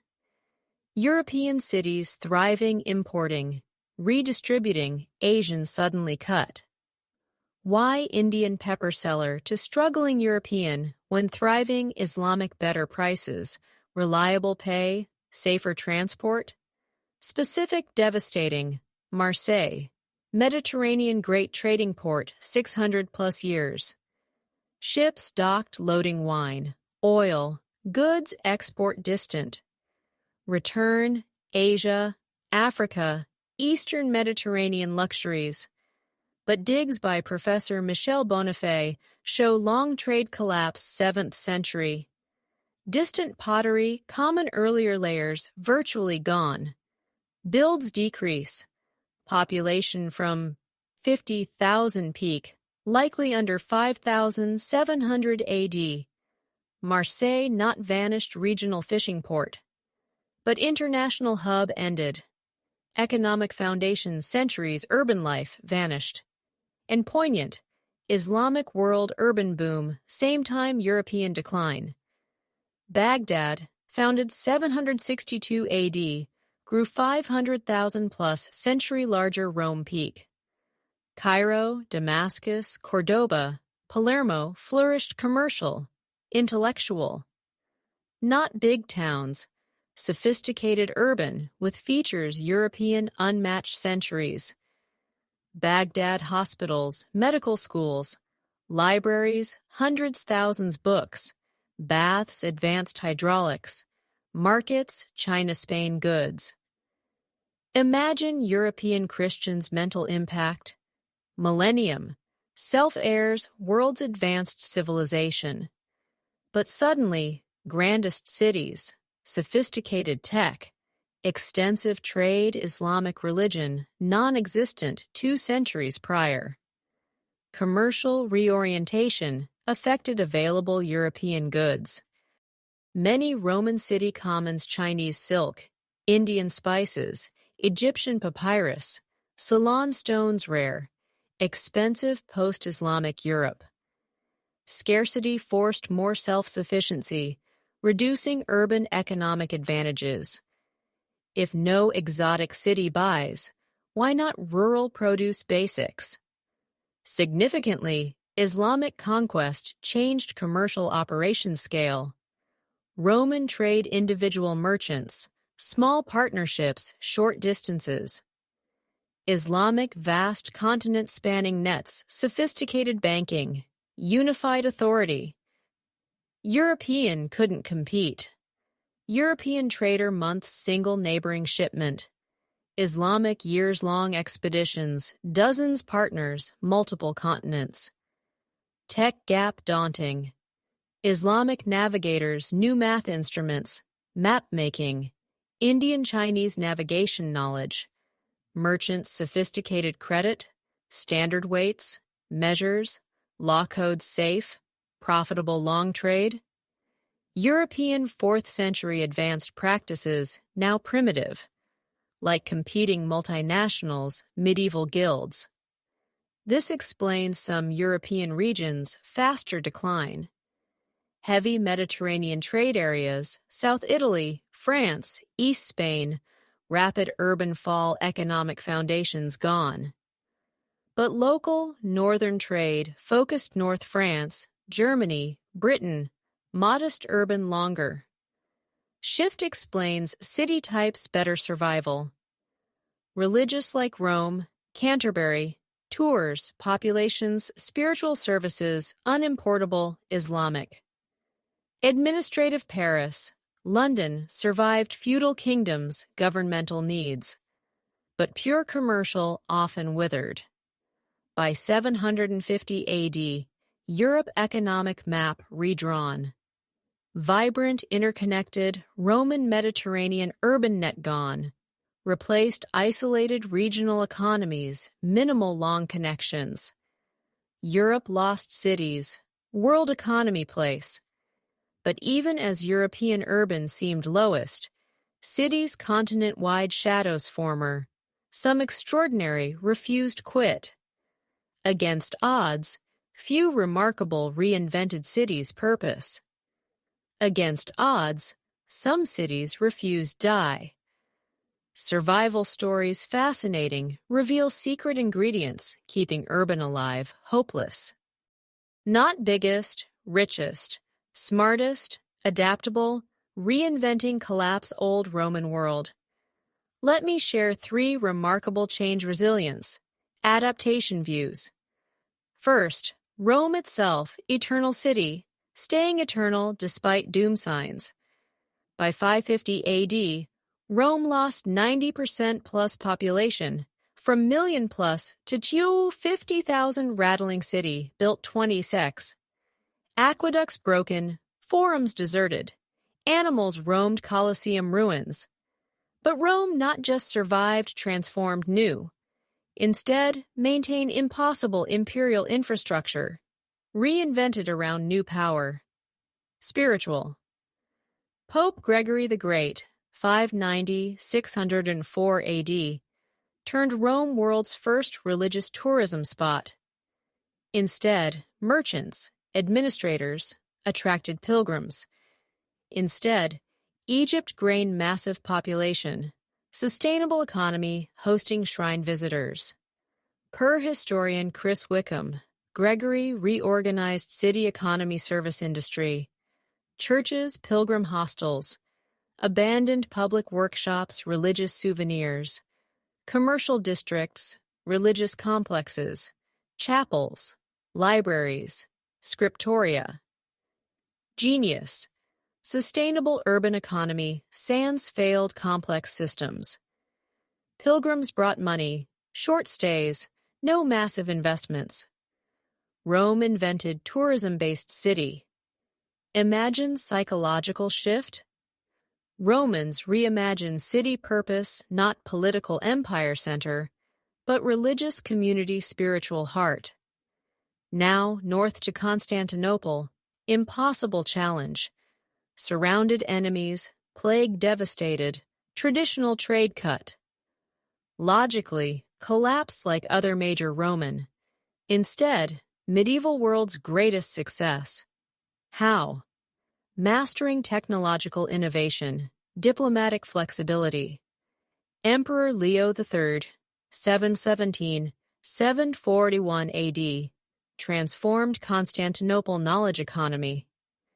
Instead, vast territorial, center-preserving, translating, developing tech. Byzantine scholars collected manuscripts worldwide, translated Greek, Latin, Arabic, Hebrew, created medieval's sophisticated education. But what's special? Niche markets masters. While Islamic controlled mainstream spice, silk, Constantinople specialized luxury unique expertise. Byzantine craftsmen famed fine silk textiles. Islamic rulers paid huge. Goldsmiths' jewelry. Religious artifacts prized Ireland, India. Per economic historian Michael Hendy Coyne analysis, Constantinople 40-plus region relations despite little territory. City high-value manufacturing center, competing larger economies, quality over quantity. Think strategic brilliance. Instead, recreate Roman vast territorial, economy irreplaceable expertise. Other cities, grain, oil, basic goods. Only Constantinople, certain luxuries three-continent wealthy desired. But most remarkable survival unexpected. Ravenna, small Italian, thrived 200-plus years barbarian rule, reimagining urban governance. When Ostrogothic King Theodoric made Ravenna capital 493 AD, challenge, maintain Roman standards, Germanic resources, institutions. Theodoric's solution brilliant, world's first multicultural urban admin. Instead, impose Roman Germanic, hybrid best both. Roman law commercial disputes, property. Germanic customs, military, personal. Christian social services, education. All Roman, Germanic, Arian Christian Council representation. Per historian Peter Heather, multicultural made Ravenna attractive refugees, merchants, craftsmen, Mediterranean-wide.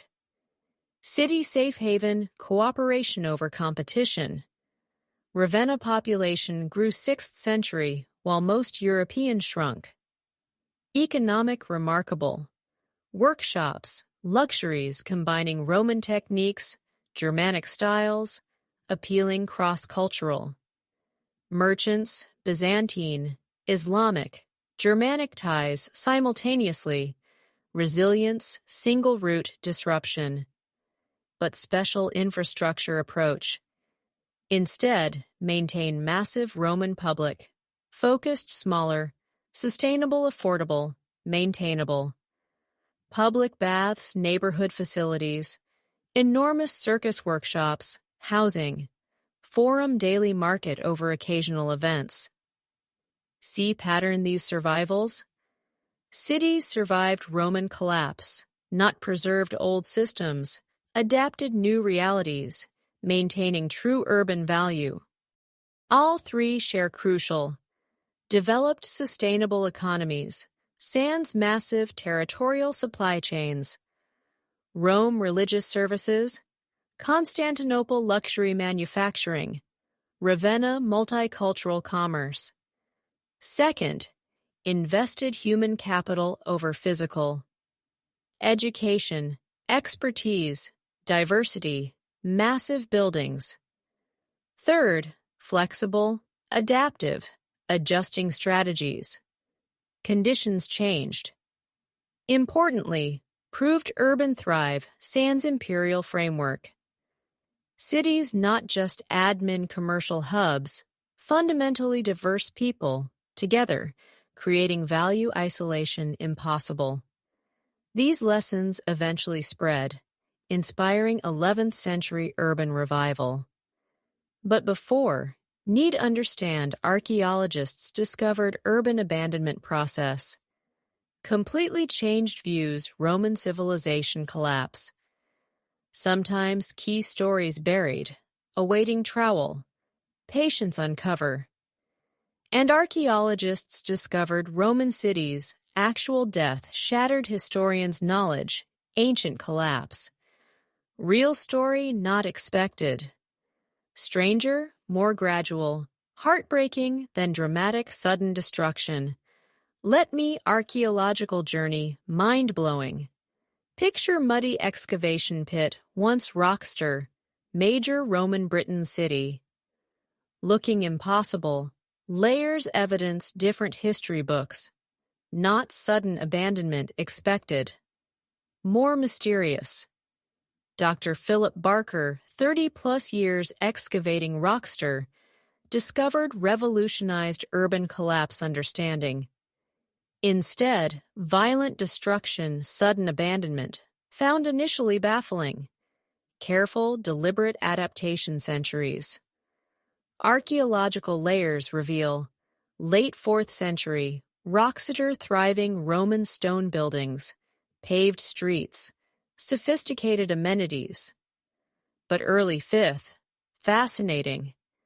Instead, maintain massive central stone basilica, residents systematically dismantled, removing stones, reuse new projects. But mind-blowing, not abandoning site rebuilding different architectural principles. Where basilica stood, digs timber buildings, sophisticated joinery. Not primitive huts. Well-designed wooden house, hundreds. Imagine practical intelligence? Roxeter residents assessed crumbling Roman infrastructure, decided, instead, maintain needing Roman resources, create new local materials, techniques. This adaptive reuse pattern digs ex-Roman Empire, changing transition Roman post-Roman views. Instead, sudden collapse, gradual intelligent adaptation changing circumstances. Another remarkable, Silchester, another major Roman Britain. Archaeologist Professor Michael Fulford discovery seemed impossible. Roman Forum ruins, evidence 6th century metal shops, grain storage, residential. But extraordinary, post-Roman not squatting ruins, running sophisticated manufacturing. Metal slag chemical analysis shows 6th century Silchester craftsmen produced iron tools, weapons superior some Roman. Think meaning. Abandoned Silchester people maintained technical knowledge, social organization, complex industrial. Not primitive survivors, ruins, skilled craftsmen, regional markets, high quality. Professor Fulford's 2021 research suggests pattern commoner imagined. Britain abandoned Roman cities, evidence continued occupation. Economic 7th, 8th centuries. Cities not dying, transforming different. But shocking discoveries, continental Europe. Researchers finding some Roman cities never lost urban, just invisible traditional historical sources. Case tours, Central France. 6th, 7th century documents described tours, declining provincial small population religious clustered. But excavations Professor Henri Galinier tell different. Beneath medieval center, uncovered continuous urban activity, Dark Ages. Sophisticated workshops, commercial, residential, uninterrupted Roman Carolingian. Evidence suggests tours 15,000, 20,000 even decline period. Why sources describe declining? Answer: fascinating history distortion, ancient writers' biases. Most written period Christian clerics specific proper urban ideas. To them, city sans classical Roman forums, baths, theaters, pagan festivals, not really city, even thousands sophisticated economic. Like alien culture, historians describing modern Las Vegas abandoned sans ancient Athens institutions. Source bias missed actual urban happening. Dr. Chris Wickham from Oxford Analyzed suggests early medieval urban decline, understanding fundamentally flawed. Instead, disappear. Cities transforming ways invisible writers' history. But most mind-blowing, underwater digs revealing trade nets, urban connections, historical unmentioned. Mediterranean marine archaeologists, hundreds, 5th, 6th, 7th century, shipwrecks commercial cargo. Ships, wine, oil, pottery, goods ports. Evidence continued nets supposedly non-existent dark ages. Professor Sean Kingsley's underwater research identified 300-plus Rex period, suggesting Mediterranean commerce active thought. Evidence: Naples, Palermo, Venice maintained substantial trade supposed collapse. Fascinating. Many relationships, unknown historians, unrecorded surviving sources. Ships, smaller ports, regional markets, sans official records, larger imperial generated. Perhaps remarkably, recent Eastern Europe work revealed some regions' urban growth, while Western supposedly collapsing. Excavations, Poland, Hungary, Czech Newtown foundations, craft expansion, long trade increase, 6th, 7th centuries. Regions developing urban as Western losing. Professor Florin Curta from University of Florida argued fall Roman civilization, better geographical urban shift. Instead, disappear. Urban moving new regions, forms traditional sources unrecognized, recorded. But fascinating all discoveries, showing human societies resilient, adaptable credit.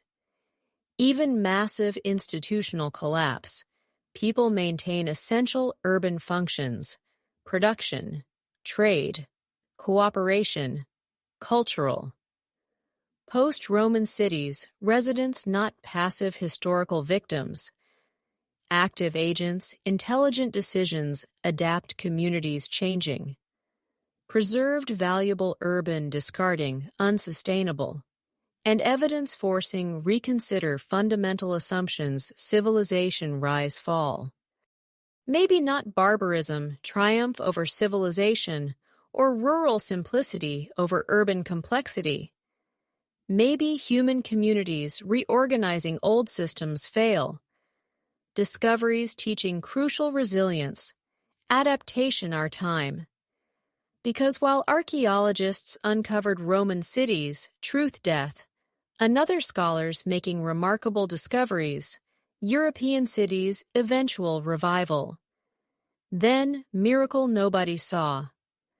Around 1000 AD, after 500 years supposed urban decline, extraordinary Europe.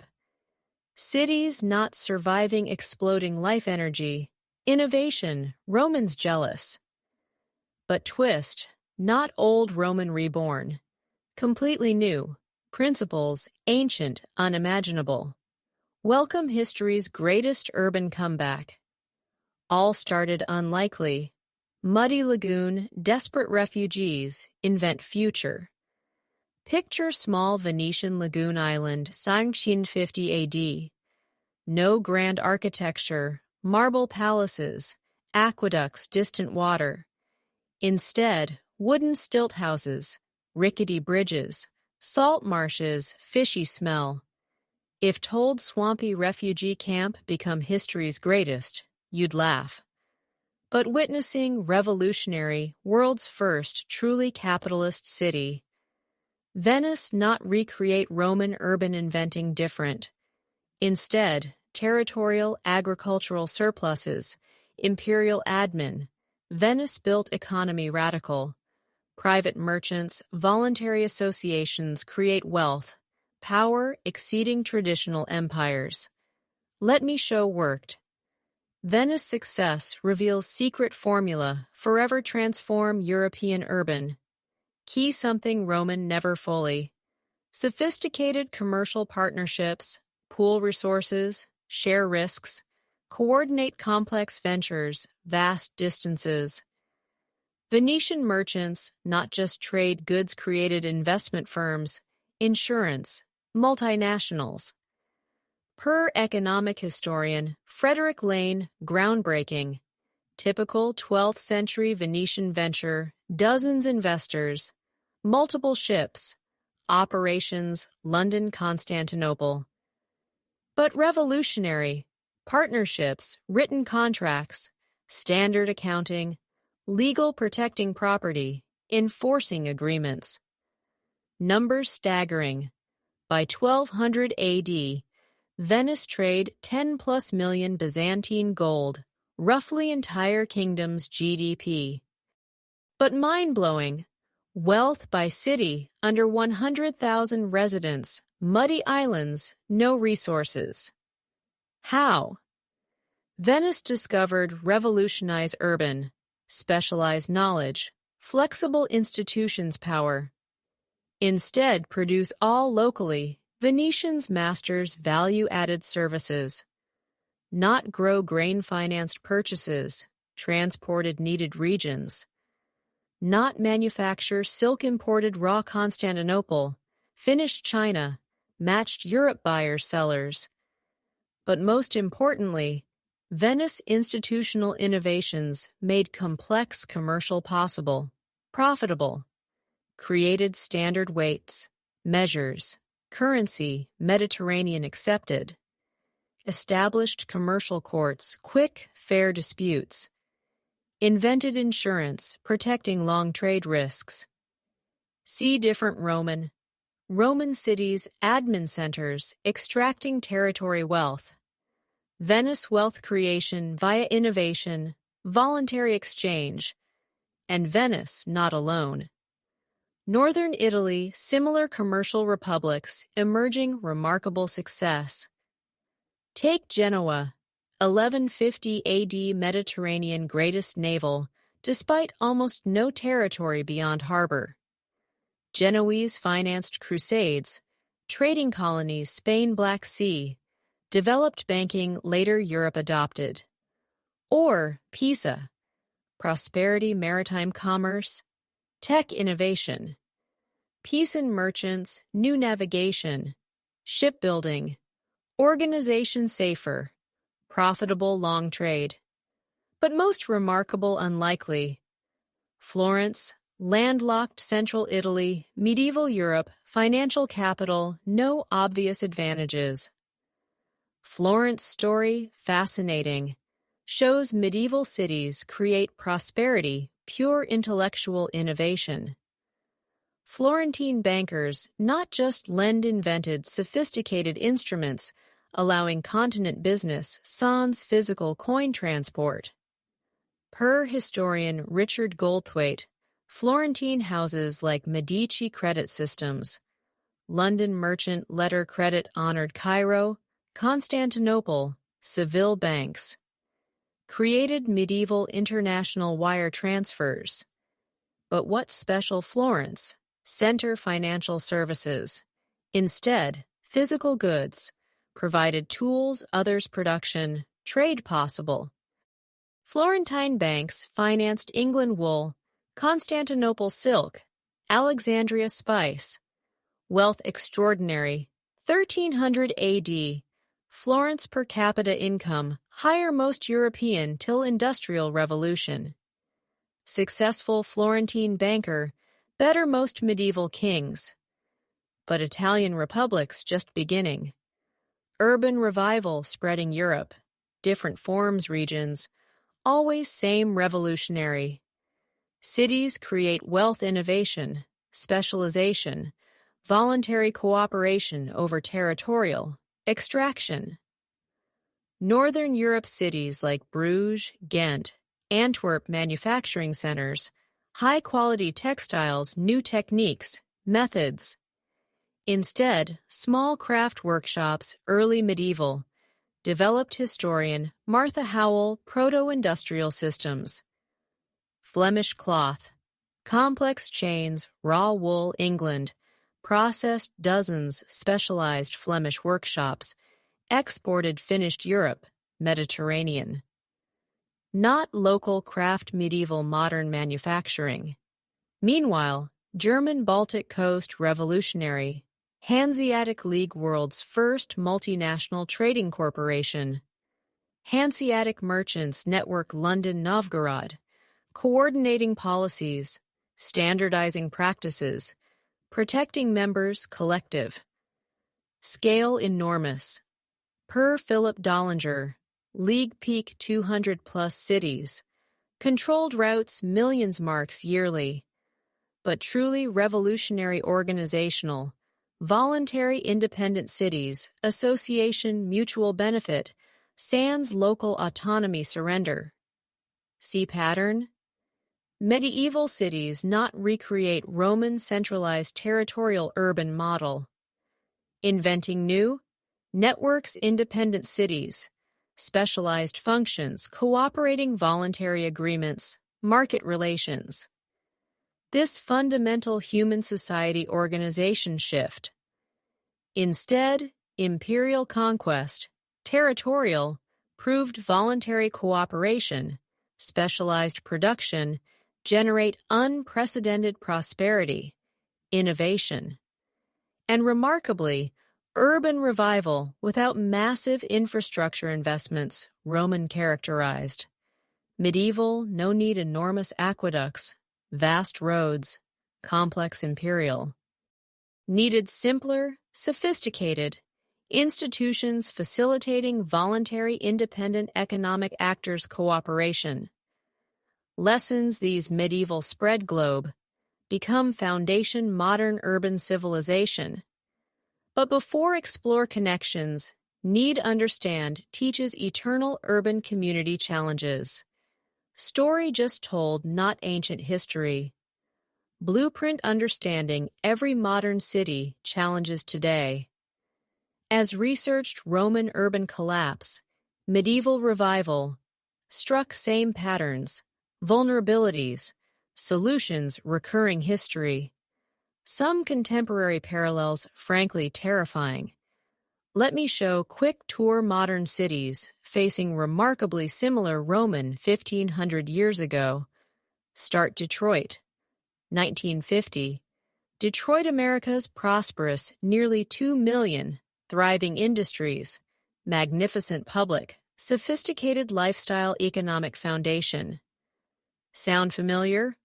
Almost exactly describe cities like Trier, Antioch Roman peaks.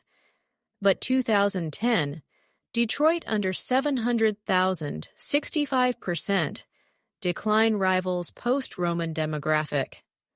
Large sections abandoned, nature reclaiming neighborhoods like weeds, Roman forums.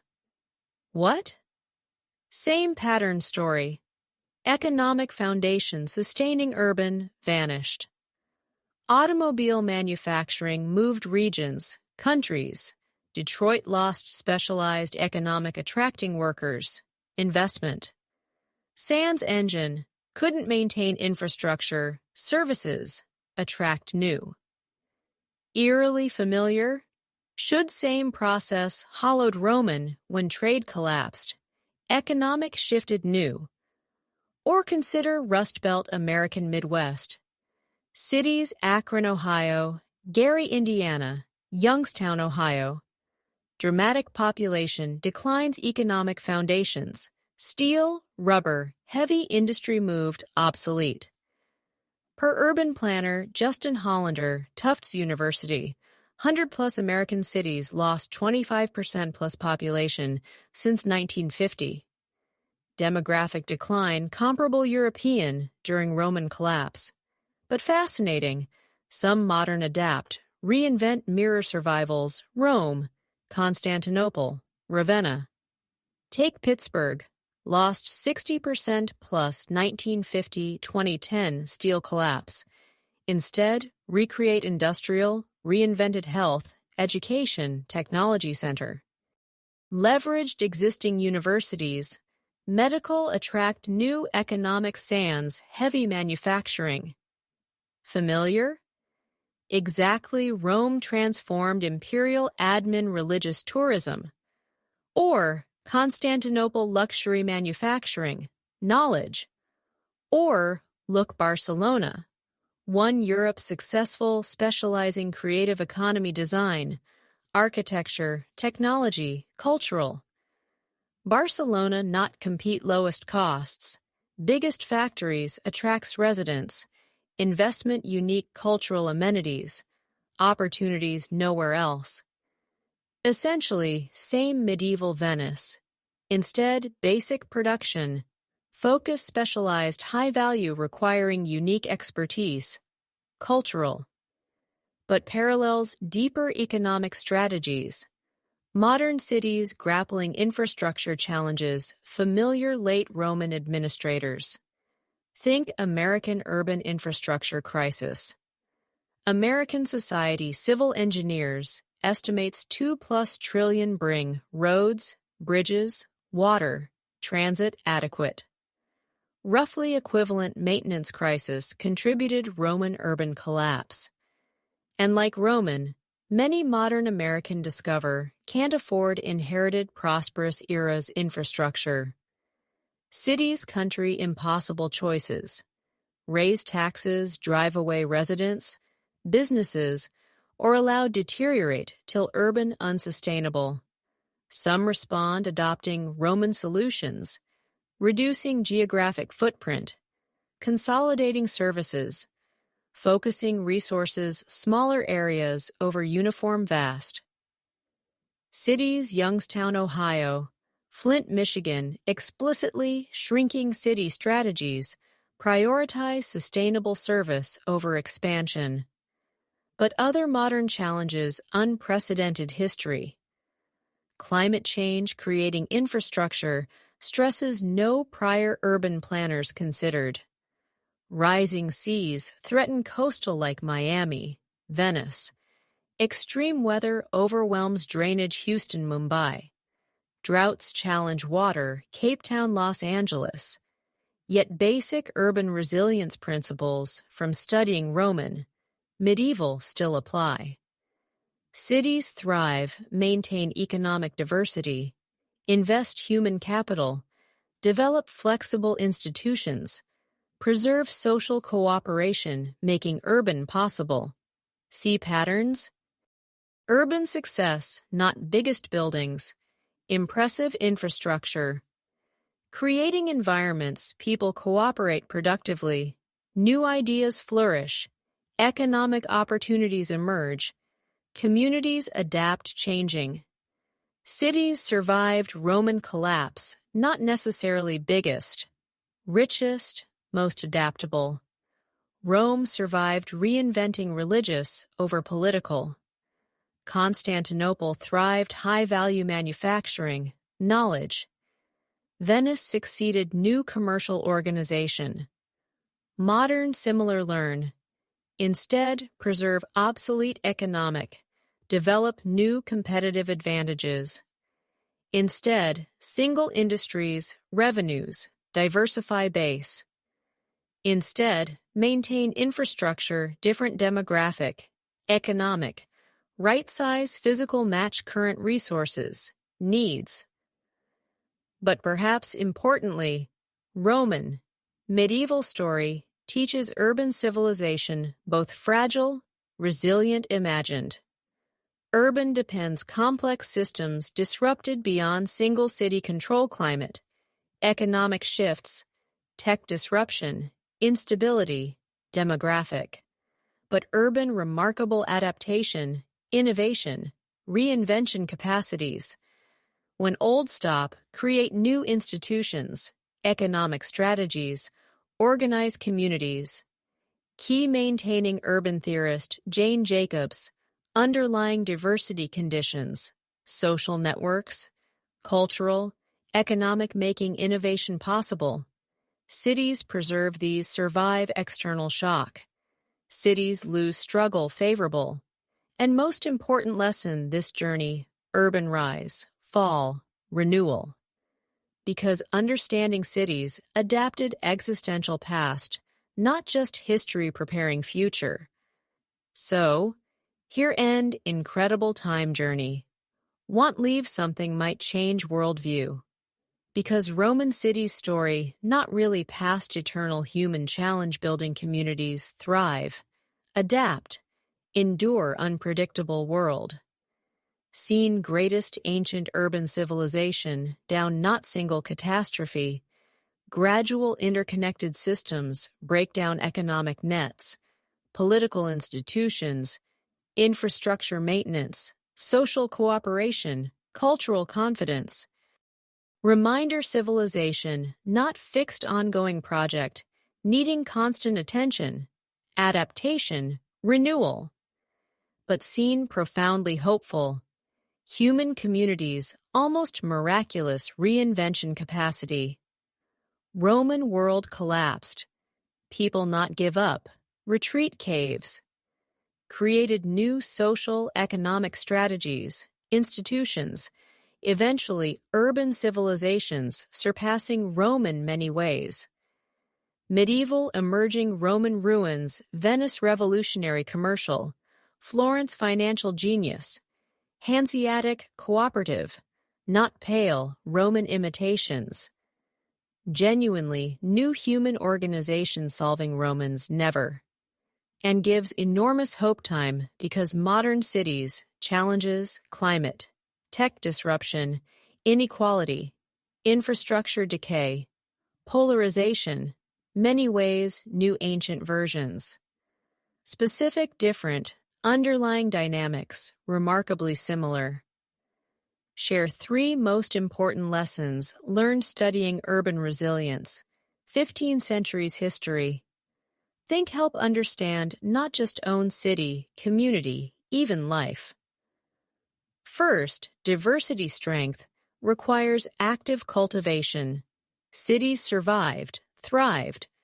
Whether Constantinople 6th century or San Francisco today, maintained economic, cultural, institutional diversity.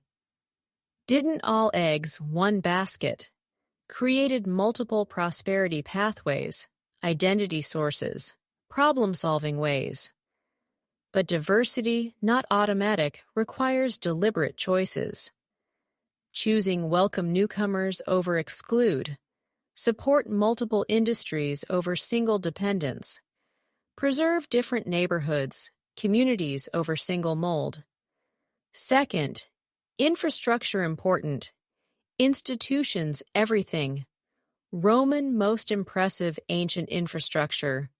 But institutions collapsed. Governance, law, trade, cooperation. Even magnificent aqueducts, roads useless. Modern billions, physical infrastructure, important. But successful also invest social infrastructure, schools, libraries, community centers, civic helping people work effectively. Create institutions, adapt new challenges over maintain old. Third, urban success secret, not avoiding change managing intelligently. Cities failed, Roman collapse, often tried hardest preserve old ways. Succeeded flexible, experimental, open new possibilities. Doesn't mean abandon all worked past. Rome survived preserving valuable Roman culture, adapting new. Venice succeeded combining traditional Mediterranean trading, innovative financial. Most resilient, both conservative, revolutionary, same time. Now think own community. Whether big city, small town, Neighborhood? What apply lessons? Maybe support local businesses, not national chains, creating economic diversity. Volunteer organizations bringing groups together, building social infrastructure. Stay informed local issues, participate decisions, helping area adapt new. Because here's realized years studying urban history. Cities not just live collective projects constantly creating together. Every choice where live, work, shop, treat neighbors, participate community all add shape character. Future urban communities. Romans built Trier, Antioch, Alexandria thought building eternity. And way right, their innovations, law, engineering, architecture, planning foundation, everything after. But also wrong thought permanence, never changing. Real urban history lesson, permanence through adaptation. Cities last, not never change. Keep changing response, new preserving most valuable urban life. Opportunity, diverse people together. Create value, build culture, solve problems none alone. And that's exactly happening now. Cities world, people work address climate, tech disruption, economic inequality, time challenges. Story not over still written, you're writing. Next time walk city, remember incredible journey taken tonight. Remember streets witnessed countless human ingenuity, cooperation, resilience. Remember communities continuing traditions, urban innovation thousands years. And remember choices how live, work, participate community, helping shape next urban history chapter. Thanks so much joining this incredible time journey. Thank curiosity, patience, willingness. Think deeply human communities work, why matter? And thank being part ongoing urban civilization story, because that's exactly what you are. Story, how build thriving, resilient, adaptive communities, not just history. Future creating together, one choice time. And can't wait explore more incredible human stories with you soon. Until next time, sleep well, dream possibilities ahead, and remember, greatest cities, history not built, kings, emperors.